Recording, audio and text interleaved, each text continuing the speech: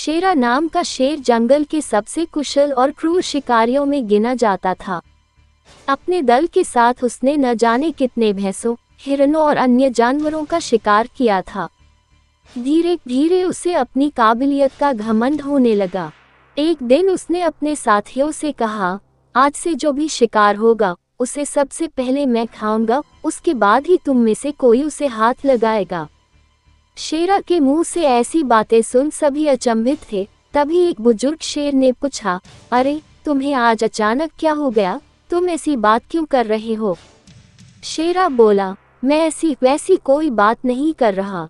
जितने भी शिकार होते हैं उसमें मेरा सबसे बड़ा योगदान होता है। मेरी ताकत के दम पर ही हम इतने शिकार कर पाते हैं, इसलिए शिकार पर सबसे पहला हक मेरा ही है। अगले दिन एक सभा बुलाई गई।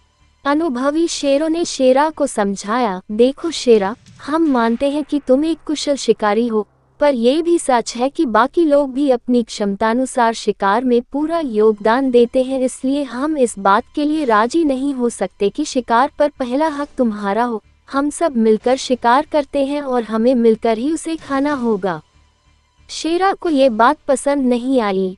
अपने ही घमंड में चूर वह बोला, कोई बात नहीं, आज से मैं अकेले ही शिकार करूंगा और तुम सब मिलकर अपना शिकार करना। और ऐसा कहते हुए शेरा सभा से उठकर चला गया। कुछ समय बाद जब शेरा को भूख लगी तो उसने शिकार करने का सोचा।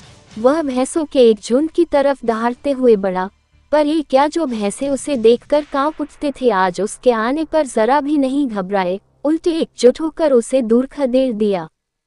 शेरा ने सोचा, चलो कोई बात नहीं, मैं हिरणों का शिकार कर लेता हूँ, और वह हिरणों की तरफ बढ़ा, पर अकेले वो कहाँ तक इन फुर्तीले हिरणों को घेर पाता। हिरन भी उसके हाथ नहीं आए।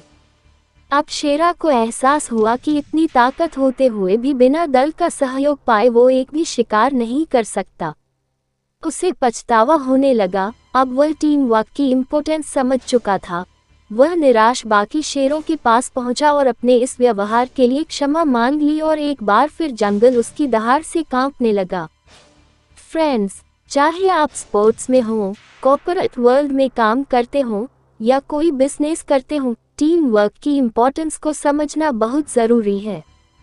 टीम का हर एक मेंबर इम्पोर्टेंट होता है और किसी भी गोल को अचीव करने में छोटा बड़ा रोल प्ले करता है। नेचुरली सभी उंगलियां बराबर नहीं होती, इसलिए टीम में भी किसी मेंबर का अधिक तो किसी का कम रोल होता है। पर यदि बड़ा योगदान देने वाले ये सोचे कि जो कुछ भी है उन्हीं की वजह से है, तो ये गलत होगा। इसलिए किसी तरह का घमंड करने की बजाय हमें सभी को इम्पोर्टेंस देते हुए एज ए टीम प्लेयर काम करना चाहिए। इस कहानी में एक और बेहद ज़रूरी मैसेज है, वो है गलती का एहसास होने पर क्षमा मांगना। शेरा को जब अपनी गलती का एहसास हुआ तो उसने क्षमा मांग ली और एक बार फिर उसकी साख वापस लौट आई।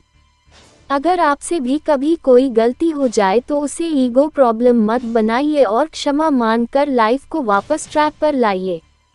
अगर आपको ये वीडियो पसंद आया तो प्लीज़ इस वीडियो को लाइक, सब्सक्राइब और शेयर करें। मेरे चैनल को सब्सक्राइब करना न भूलें ताकि आप फ्यूचर में ऐसे अद्भुत वीडियो को मिस न करें। Thanks for watching.